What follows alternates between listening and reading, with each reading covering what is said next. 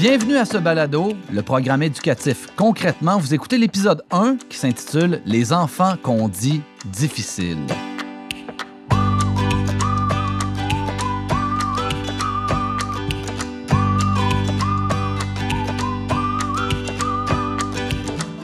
Alors, je vous salue bien bas, vous toutes et vous tous, car oui, dans le réseau des services de garde, il y a quelques hommes, ne les oublions pas.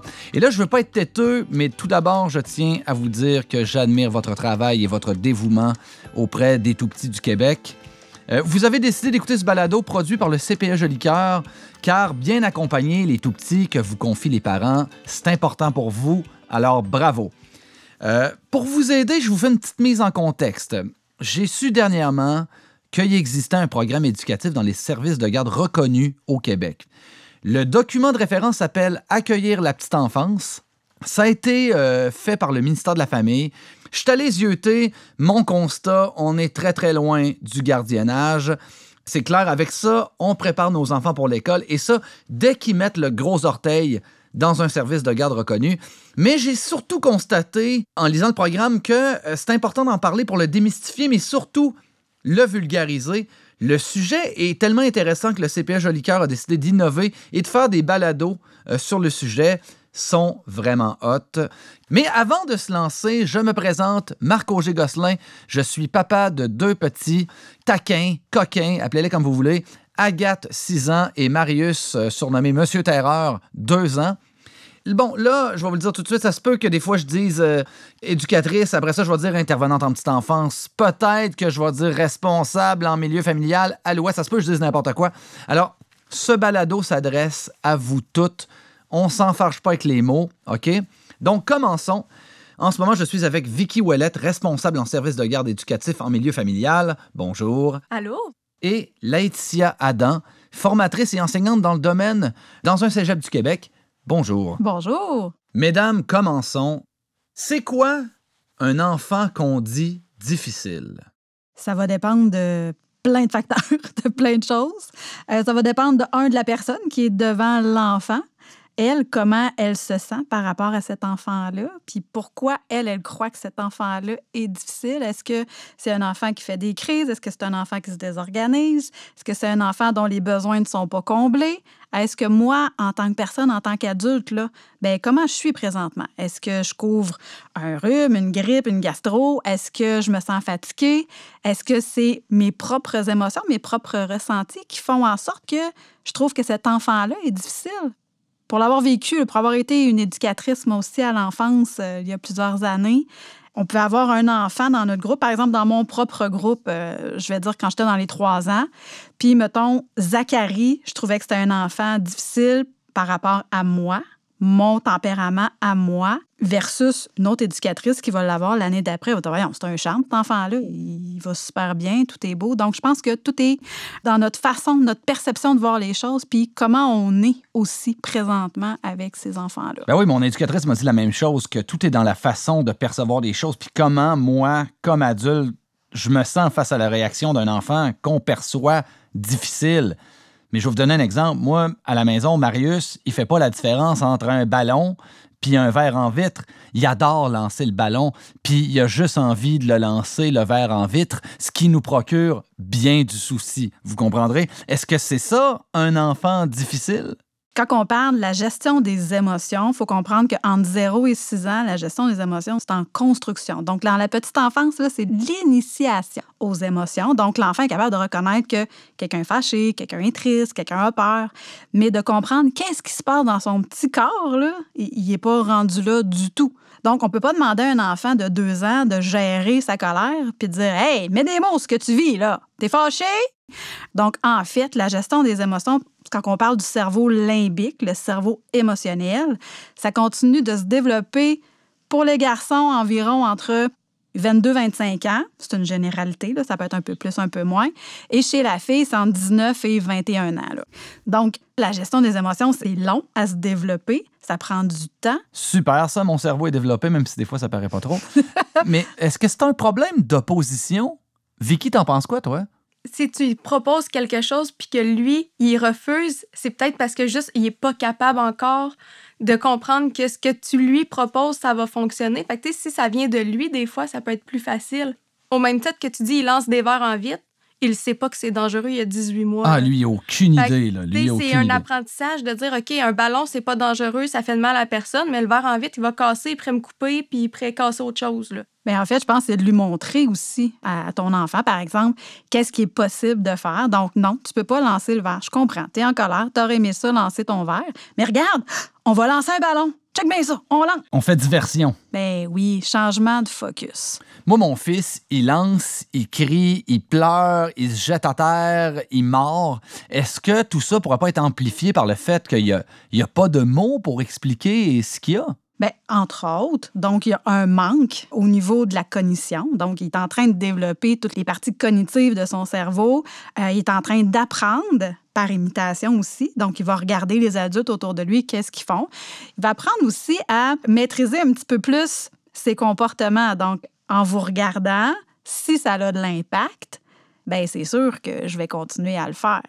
Alors que si, par exemple, on n'en fait pas plus de cas puis on détourne l'attention, on l'amène à faire autre chose, on l'amène à faire différemment, bien, là, le mauvais comportement va un peu plus tomber dans l'oubli que si on met beaucoup d'emphase puis beaucoup d'impact. Non, je t'ai dit de pas mordre puis c'est pas correct puis je veux pas que tu lances.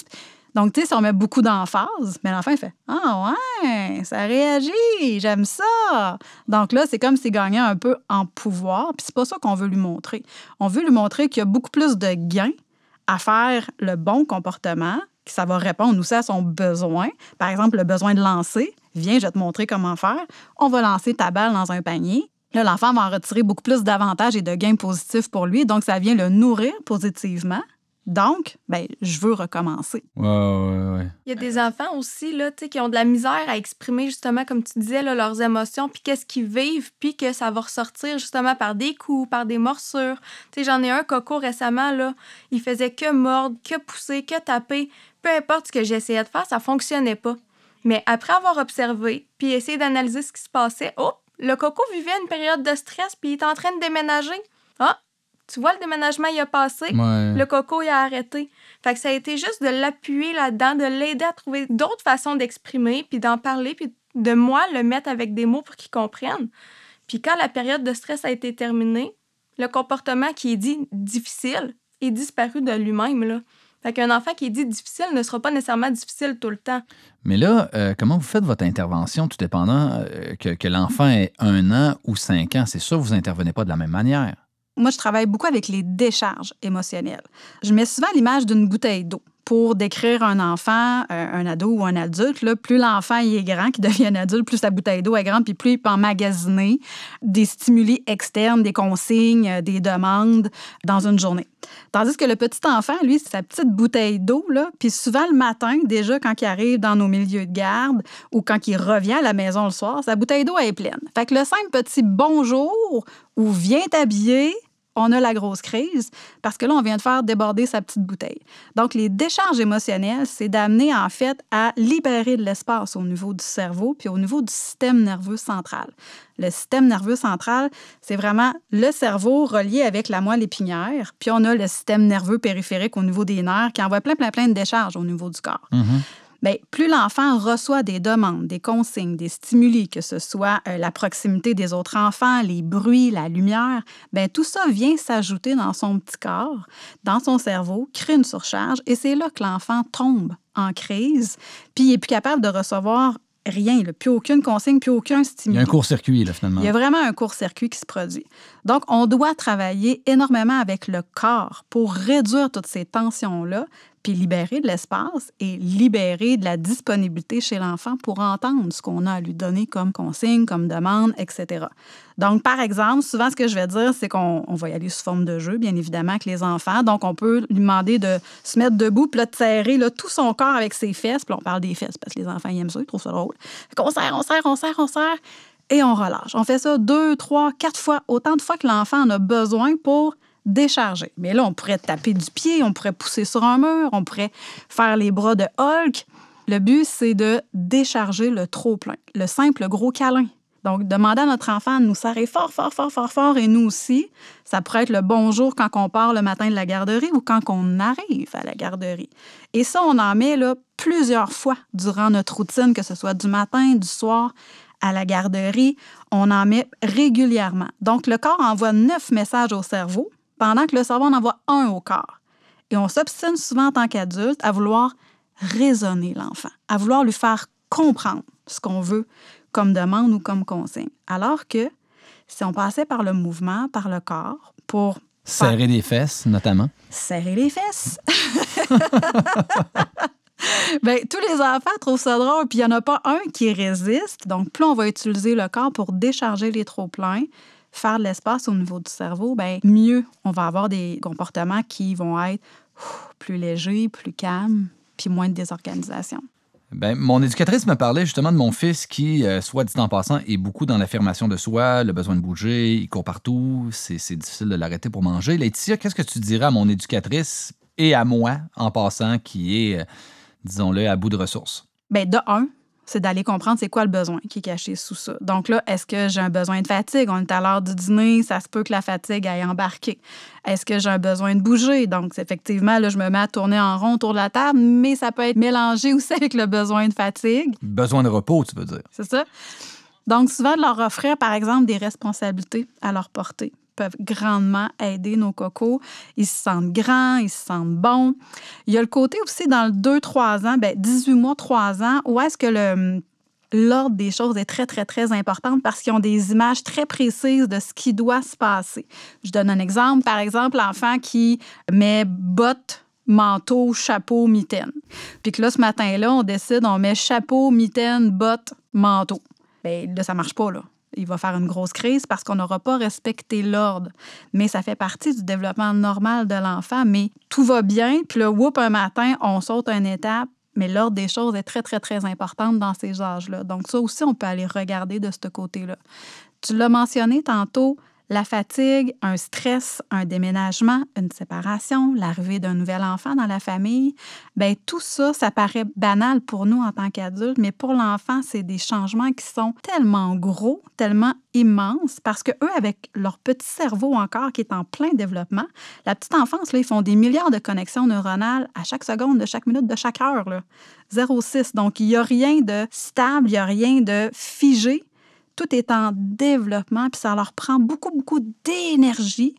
Donc, justement, pourquoi le sommeil est tellement important dans la gestion des émotions, la gestion des crises. Tu sais, ça vient jouer autant sur la régulation de l'humeur, sur les sécrétions d'hormones, l'hormone de croissance, la cicatrisation, la consolidation des apprentissages qu'ils font dans une journée. Puis, en plus, vers la fin du cycle de sommeil, c'est là qu'il y a un grand, grand ménage des informations que le cerveau n'a plus besoin. Comme l'ordinateur, quand on va faire des délais de notre poubelle, bien, c'est un peu ça aussi dans nos cerveaux. Donc, il y a vraiment un grand, grand ménage qui est fait. Puis ça, bien, si l'enfant n'a pas des heures de sommeil régulières, bien, ça vient jouer sur l'humeur. Puis il y a des enfants qui vont être beaucoup plus affectés que d'autres, c'est vrai, mais tout ça, il faut en tenir compte aussi dans les besoins qu'on doit aller observer chez nos cocos. Donc, ce que je comprends, c'est que la sieste, c'est primordial. Est-ce qu'il y a des moments où, sans le savoir, on met les enfants dans une situation où ils pourraient avoir des réactions potentiellement explosives? Puis si oui, bien, comment on réagit? Mais c'est certain que ça peut arriver qu'un enfant est dans une situation où on le pousse à ce que ça soit difficile puis qu'il fasse une crise. Dans le sens où s'il n'était pas rendu là dans son développement, qu'un enfant, tu lui demandes de mettre ses souliers puis qu'il n'est pas encore capable, lui, du haut de ses 18 mois, de mettre ses souliers, ça se peut que tu aies une très bonne crise de bacon parce qu'il n'est pas capable. Donc souvent, là, quand on met les enfants dans des situations pour lesquelles ils ne sont pas prêts, on va avoir des crises où ils ne comprennent pas qu'est-ce qu'ils doivent faire, qu'est-ce qu'on attend d'eux. Mais là, est-ce qu'il faut encadrer la crise ou juste les laisser tout seuls puis aller faire à souper? En fait, les gens, ils pensent souvent à tort que les crises, c'est mauvais, alors que c'est libérateur, une crise. C'est sain et libérateur, une crise.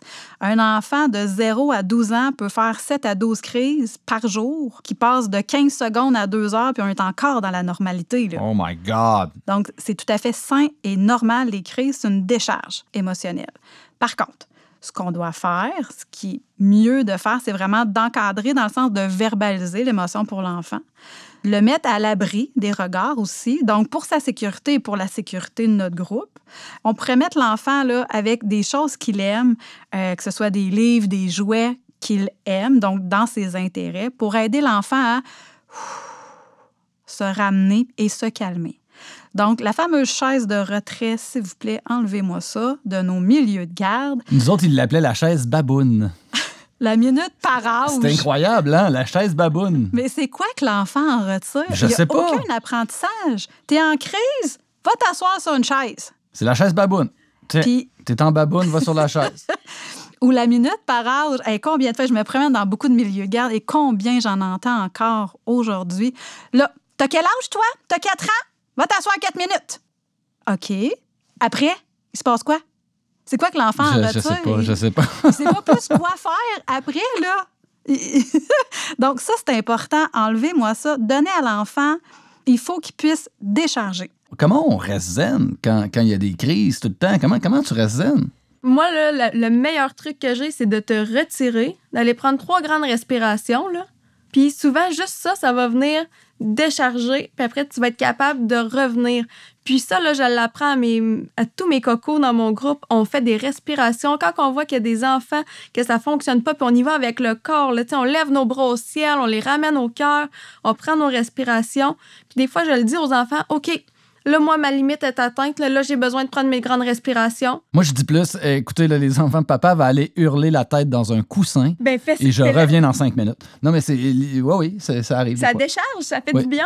Je m'arrange pour pas qu'il soit là, par exemple, pour pas qu'il voit ça. Mais tu sais, en fait, tout ce qui va être de décharger le corps, c'est ça qu'on veut. On veut pouvoir la faire sortir, cette émotion-là. Donc, l'enfant n'est pas la colère, l'enfant n'est pas la peur, l'enfant vit de la colère, vit de la peur. Puis ça, ben, ça n'en ira pas tout seul. Donc, il faut apprendre à l'enfant à décharger. Quand ça monte à l'intérieur de toi, moi, je parlais du volcan. Donc, quand le petit volcan, il monte à l'intérieur de toi, ben, il faut que tu ailles le sortir. Tu peux la sortir, la lave de ton volcan, mais il y a une façon de le faire. Lui, c'était par les ciseaux découpés. J'en ai d'autres, c'était taper du pied. J'en ai que c'était serrer leurs mains, là, fort, fort, fort, fort, fort. Ils venaient me voir, là, puis on serrait nos mains. Il y en a d'autres, c'était pousser sur un mur. Tout ça permet à l'enfant de décharger et ensuite, on peut y aller avec la modélisation, entre autres. Donc, regarde, tu veux jouer avec le camion, tu veux jouer avec Jacob? Regarde, Jacob, est-ce que je pourrais jouer avec toi, s'il te plaît? Vas-y, c'est ton tour. Et là, l'enfant le fait. Puis plus il va y avoir de la répétition, c'est sûr que ça ne se fera pas en 2 semaines. Là. Ça peut prendre 1 an, 2 ans, ça va dépendre des enfants. Mais plus on va le faire avec l'enfant, plus on va l'accompagner, on va lui montrer qu'est-ce qu'il peut faire, comment il peut le faire. Bien, c'est là qu'on en retrouve des situations gagnantes, puis que l'enfant grandit à l'intérieur de ça, puis qu'éventuellement, rendu plus à l'enfance, donc vers le 7, 8, 9, 10 en montant, c'est là qu'il va avoir ses stratégies puis qu'il va les remettre plus en pratique. Donc, petite enfance, c'est beaucoup d'initiation, c'est beaucoup de pas à pas, on va guider l'enfant, on va le faire avec lui, on va le soutenir, puis c'est là que ça devient productif. Tu parles beaucoup de modélisation, c'est faut être patiente. Tu sais, Oui. comment qu'on fait à tous les jours, là? Bien, il nous faut Mon de la Dieu, patience. c'est un travail de patience. C'est de la incroyable, patience, là. puis des fois, c'est juste de se dire, attends, là, cet enfant-là, c'est pas lui le problème, c'est moi le problème, parce que c'est moi qui réagis pas de la bonne façon à son comportement. Ouais, ouais. Puis c'est moi que ça vient toucher puis que ça vient agresser. Ouais. Pourquoi ça m'agresse, tu sais? Fait que c'est un travail sur soi aussi de trouver ce que nous agresse, puis c'est quoi nos limites à nous aussi. Puis quand on les connaît, ces limites-là, puis qu'on sait qu'est-ce qui nous agresse, mais on est plus capable d'intervenir de façon respectueuse puis individualisée avec chaque enfant, là. J'adore tout ce qui est visuellement parlant pour les enfants. Donc, souvent, je vais initier, par exemple, le pot à bon coup. Donc, pour notre groupe d'enfants, on pourrait mettre les photos de tous les enfants sur le pot, par exemple. Puis là, à tous les jours, par exemple, à l'heure de la collation, à l'heure du dîner ou dans divers moments de la journée, on vient, par exemple, mettre un objet X. Moi, je veux dire des diamants, ça pourrait être des petits blocs. Mais tu sais, plus on va les nourrir positivement, plus ils en veulent, puis plus ils vont recommencer. C'est ça qu'on doit faire. Au lieu d'aller toujours nourrir les mauvais comportements, Ouais, ouais. puis ce qui est facile de tomber, là, des êtres humains, il n'y a personne de parfait, mais plus on va nourrir positivement les enfants de leur bon coup, donc on leur donne la bonne façon de faire, bien, plus l'enfant dit « Hey, c'est vrai que c'est le fun », puis là, bien, ça vient les nourrir, puis ils ont envie de recommencer. L'enfant, il est dans le désir de plaire. C'est ce qu'il veut faire à l'adulte. Il veut que l'adulte soit fier de lui. Il veut que les autres autour de lui puissent le voir et dire « Hey, wow, c'est vrai, Jacob, que t'es bon, puis t'es bon en dessin, puis ça vient les nourrir. » Vicky, tu t'occupes de plusieurs enfants. Il y en a un qui fait une crise. Tu as besoin d'aller prendre l'air 2 minutes, mais tu peux pas. Tu as 6 enfants à t'occuper. Tu fais quoi? Sur le coup, pendant la crise, là, je vais prendre mes respirations. Je vais peut-être juste me reculer un peu, aller un peu plus loin, juste pour que mes oreilles là, soient loin du bruit. Là. J'ai encore le contact visuel, mais au moins, je suis un peu plus loin. Je me recule, je respire. Puis quand je me sens prête, là, je vais revenir puis je vais intervenir. Puis ça montre en même temps à l'enfant, crime, Vicky est capable, elle, de se reculer puis après d'aller régler son conflit. Puis souvent, tu sais, là, l'après-midi, quand ils dorment, là... Tu te fais un thé. Ben, un bon petit thé, là, on essaie de penser à ça. J'essaie de revenir au calme pour qu'au moins, après la sieste, tout soit correct, tu sais. On tient bon jusqu'à la sieste. À la sieste, on reprend d'autres grandes respirations puis après, on continue, là. Ben, en tant que responsable en milieu familial, là, tu sais, des fois, nous, on n'a pas de collègues là, à qui parler, puis justement, de décharger nos émotions quand c'est difficile, là.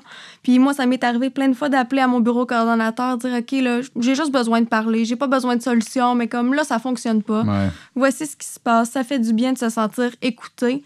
Puis ça peut aider justement à ce que cette passe qui est plus difficile, parce qu'il faut se rappeler, c'est des passes. Là. Si l'enfant n'est pas difficile toute sa vie. Là. Non, c'est ça. Fait que, tu sais, oui, c'est une passe, mais ça rend la passe plus facile un peu là, d'avoir le soutien justement là, du bureau coordonnateur. Des fois, là, c'est agréable. Tu sais, outre les enfants qui prennent beaucoup de place émotionnellement, je parle, on a des enfants qui vont un peu plus s'opposer, qui vont faire des grosses colères. Mais nos petits anxieux, là, qui disent pas grand-chose ou qui se mettent plus en retrait, qui ont de l'air beaucoup plus introvertis, timides, bien moi, eux, ils me font encore plus peur que les enfants qui vont exploser parce que eux, tout se passe en dedans, là. Donc, la souffrance, la douleur n'est pas extériorisée, puis au contraire, eux, ils vont exploser à la maison, là. Donc, pour eux aussi, c'est important il faut décharger. Puis là, on va mettre du matériel sensoriel dans nos locaux aussi, dans nos milieux de garde, des bacs. Tu sais, c'est super facile à faire. On prend des petits bacs de plastique avec des lentilles, des nouilles, du sable, de la pâte à modeler. Juste ça, des faire jouer là-dedans au lavabo avec des petites tasses, peu importe, des petites cuillères. Bien, ça permet de relaxer. Donc, le retour au calme, quand l'enfant est en grosse crise, l'amener vers justement du matériel sensoriel, bien, ça va aider l'enfant à s'apaiser. Et ensuite, on va pouvoir faire un retour avec lui et dire « Écoute, tu ne peux pas frapper. Par contre, on peut le faire ensemble, on peut lui demander, on peut trouver des solutions gagnant-gagnantes. » Tout ce qui est la manipulation, on a plein de capteurs sensoriels au niveau du corps. On en a plein. On en a au niveau de la tête, le visage, la bouche, l'intérieur de la bouche, l'intérieur des mains, puis les parties génitales. Tantôt, on parlait des enfants qui font mal aux autres. Justement, moi, c'est arrivé dernièrement avec mon beau Marius qui a tapé un ami. C'est correct de donner plus d'attention à la victime, entre guillemets, pour s'assurer qu'elle va bien avant de s'occuper de, encore une fois, entre guillemets, de l'agresseur, pour y faire comprendre que ben, c'est pas comme ça qu'il va obtenir de l'attention. En fait, on n'ignorera pas un enfant, on va ignorer un mauvais comportement. Souvent, l'enfant, il fait pas ça à mal. C'est pas parce qu'il veut faire mal. Souvent, c'est parce qu'il y a un besoin, il convoite quelque chose, il veut quelque chose. Puis comme je suis maladroit, je suis tout petit, mon cerveau est en pleine construction, bien, je suis pas encore habilitée à savoir comment faire pour entrer en relation avec l'autre. Donc, c'est pour ça que ça va prendre de la modélisation. C'est une action-réaction, c'est de l'impulsivité. Au niveau des lobes frontaux, notre cortex préfrontal, c'est la partie la plus jeune de notre cerveau et elle n'est pas développée chez l'enfant. Donc, je veux quelque chose ou je fais quelque chose, c'est action-réaction. Je veux la voiture rouge, je vais frapper. Wouh, j'ai ma voiture. C'est même plus qu'il a frappé, l'impulsivité, pif-paf. C'est fini. Ouais. J'ai ma voiture rouge, j'ai mon gain. C'est pour ça qu'il faut les impliquer souvent dans la résolution ou dans la réparation. C'est là que ça va être constructif pour l'enfant. Mettons qu'il y a un nouvel arrivant à la garderie, il y a 18 mois, puis il s'appelle Paul-André. Comment on fonctionne avec lui? Moi, à chaque nouvel enfant qui arrive, le parent a un questionnaire à remplir avec plusieurs questions. Puis, entre autres, quel est ses jouets préférés? Fait qu'au moins, le bac de... Exemple, si le petit Paul, il aime beaucoup les autos, le bac d'auto, il va être proche quand il va arriver le matin. Ouais. Pour que quand il arrive, là, il soit content d'aller voir dans ses autos. moi, j'ai des cadres à la maison. Chaque enfant a son cadre avec des photos de sa famille. Fait au moins, quand il trouve ça difficile, ben, il peut aller se raccrocher à ça. Tout le temps, des photos de sa famille, puis tout le monde est super content. Puis lui, il va être content de montrer sa famille à ses nouveaux amis. Tu sais, hey, elle, c'est ma maman, lui, c'est mon papa. Ça, c'est Raoul, mon chat. Oui, tout à fait, oui. Tu sais, je pense que c'est de se mettre à la hauteur de l'enfant, puis de se mettre un petit peu à son niveau en se disant, moi, si j'arrivais dans un nouveau milieu, dans un nouveau bureau avec plein de nouveaux collègues, bien, c'est sûr que la première journée, je sauterais pas tout partout. Hey, Faye, salut la gang, comment ça va? Non, on va être un peu plus tranquille, là. Je vais être un peu plus dans mon coin. Puis de savoir que les autres viennent me voir, me portent une attention particulière pour me souhaiter la bienvenue, puis que j'ai mon petit endroit à moi, que mes objets de sécurité, mon toutou, mon doudou, peu importe, mes photos de famille, un petit album. Et moi, je vais me sentir bien, je vais me sentir en sécurité. Puis c'est comme ça que je vais pouvoir développer ma place et ma sécurité dans le milieu où je suis aussi, là. C'est fou parce que moi, quand on est allé porter mes 2 enfants, les 2, on les a laissés la première journée à la garderie. On s'attendait à que ce soit difficile. Écoutez, ils ne se sont pas retournés. Ils avaient hâte qu'on s'en aille. Littéralement, là, va-t'en, papa, je veux plus te voir, party. C'était littéralement ça et ça nous a rendus très heureux quand même. Oui, puis il y a des enfants aussi, là, qu'il faut se rappeler que sur le coup, ils vont être super contents d'aller à la nouvelle garderie. Mais au bout de 2 semaines, quand ça sera plus nouveau, c'est là, ça, ouais. C'est ça. Ils vont être bien déçus, là. C'est ça. Fait que là, c'est là que le comportement difficile va arriver, là, puis que la... Oh, OK, attends, c'est réel, là, je vais rester ici tout le temps. Fait que des fois, c'est à retardement. Il y en a que c'est au début, puis il y en a qui ont une lune de miel, puis qu'après, ça devient plus difficile, là. Mais chose certaine, tu sais, qu'ils sentent et qu'ils sachent qu'on est là pour eux, qu'on est disponible dans les bons comme dans les mauvais moments, puis qu'on est là, tu sais, pour leur donner de l'amour, du soutien, des encouragements. Bien, à force qu'ils voient que, hey, finalement, dans la tête, ce peu-là, elle ne change pas, puis elle est vraiment l'adulte solide et confiante dont j'ai besoin pour me sentir bien, puis qu'on est constant et cohérent à tous les jours, bien, ça fait une grande différence aussi chez les enfants, là. Donc, ils savent qu'ils peuvent se fier à nous, qu'ils peuvent se confier à nous. Puis, je vais même aller plus loin. Tu sais, la première partie la plus importante, c'est l'intervenant, l'éducateur, l'éducatrice avec le parent aussi, là. Est-ce qu'on a créé le fameux lien de confiance avec le parent? Si le lien n'est pas créé, bien, l'enfant, il ne sera pas créé tout de suite, là. Il va regarder son parent. Si mon parent, il ne fait pas confiance, non, stand-by, je bouge pas. C'est là qu'on peut avoir des comportements plus difficiles, puis on va se rendre compte que plus on va travailler main dans la main avec le parent, bien, plus l'enfant va se laisser aller, puis plus il va nous accorder sa confiance lui aussi. Bon, c'est quoi, là, la fameuse règle des 5 C? La règle des 5 C, là, c'est qu'une consigne doit toujours être claire, constante, concise. Et là, Laetitia, il va falloir que tu m'aides pour les 2 autres C.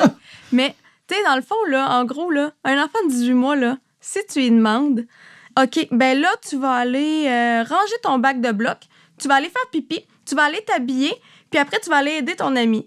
Là, on n'est pas dans le concis. Fait que là, il fera pas ce que tu lui demandes, là. Oh, oui. Puis là, toi, tu seras pas content. Puis ça va échelonner tout le temps, graduer comme ça va toujours être pire. Fait que, tu sais, il faut tout le temps que ça soit très concis, clair. On peut y aller 1 étape, 2 étapes à la fois pour être sûr que l'enfant il ait assimilé tout ce que tu lui demandes, puis éviter justement là, qu'il y ait des crises ou qu'il y ait des mauvais comportements, qu'il y ait jouer au ballon à la place de faire ce que tu lui demandes, là. OK, donc dans les 5 C, il n'y a pas le mot crise, finalement. Non. OK, parfait. Super. Ça serait dommage. Ça serait plat. Bien, en fait, il manquait la connue. Donc, la consigne, elle est connue. Donc, faire de la prévention auprès des enfants. C'est pour ça, tantôt, je vous parlais aussi de notre fameuse routine visuelle. C'est clair, c'est constant, c'est cohérent, c'est connu de l'enfant aussi, puis concis, effectivement. J'aime bien dire aussi conséquente, là. Mais il faut aussi que les consignes soient prévues, connues par l'enfant. Donc, on enlève de l'insécurité. On peut mettre une minuterie aussi pour faire comprendre à l'enfant, regarde, après le sablier, on va aller laver nos mains. Donc, l'enfant, il le sait, c'est connu, c'est prévu. Par la suite, on va laver nos mains. Et là, on peut revenir avec notre petite image. Tu te rappelles, hein, qu'est-ce qu'on fait déjà après avoir été à la toilette? Ah oui, on lave nos mains. Donc, en plus d'avoir l'image, l'enfant, en fait, s'il est pris dans son cerveau émotionnel, il y a 3 façons de réagir. Soit qu'il attaque, soit qu'il fige, soit qu'il fuit. Donc, dans l'attaque, je m'oppose, je crie, je bouscule, je lance, je crache, je mords, etc. Dans la fuite, ben, je me sauve. Je vais me cacher, je détourne la tête, je veux pas être là, je me sauve du local. Je m'en vais bouder. Je m'en vais bouder. Je sors de là. Et le figement, ben, l'enfant, il fige sur place et non. Et mon Dieu, ça, oh mon Dieu, ça, ça, je le vis, ça. Ah. Donc, c'est ça, plus ça va être connu, plus ça va être prévu, bien, moins il va avoir de l'insécurité chez l'enfant. Donc, il va pouvoir s'enligner, il va pouvoir naviguer à l'intérieur de son environnement en toute sécurité. Bon, sur les enfants qu'on dit difficiles, en conclusion, si on avait quelques éléments à retenir, ce serait quoi? Bien, moi, je pense que ça va être d'aller identifier c'est quoi les bons besoins, autant des enfants que les nôtres aussi en tant qu'adultes. Est-ce que aujourd'hui, je suis disponible et prête à travailler avec les enfants? Des fois, on peut se lever le matin puis on va avoir eu, je sais pas moi, des conflits avec nos conjointes, avec nos enfants. Ouais, toi, t'étais comment quand t'es entré? Ton non-verbal, il dit quoi? T'as-tu envie d'être là ce matin? Est-ce que tu es disponible pour être là?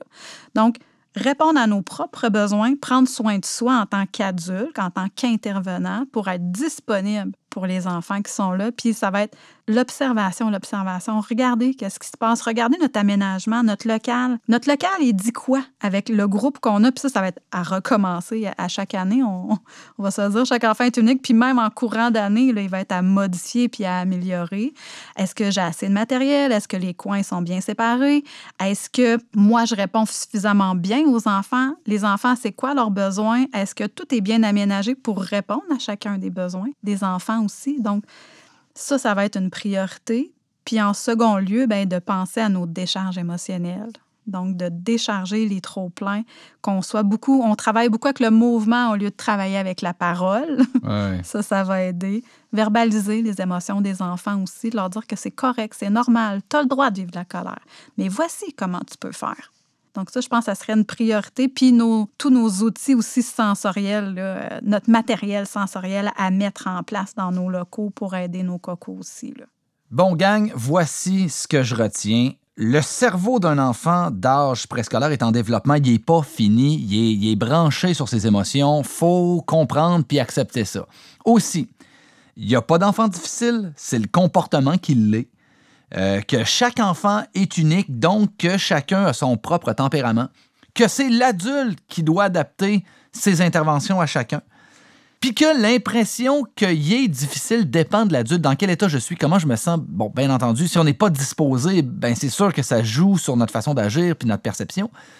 Que l'observation, c'est super important pour comprendre ce qui le fait réagir l'enfant et trouver comment on intervient.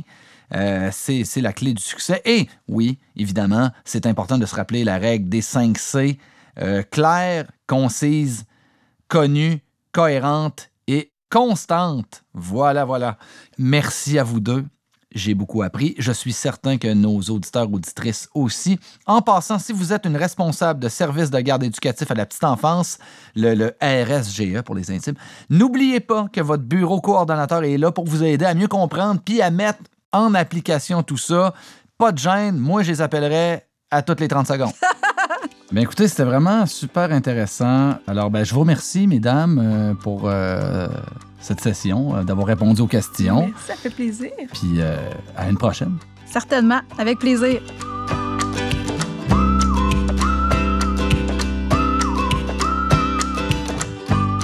Vous avez aimé?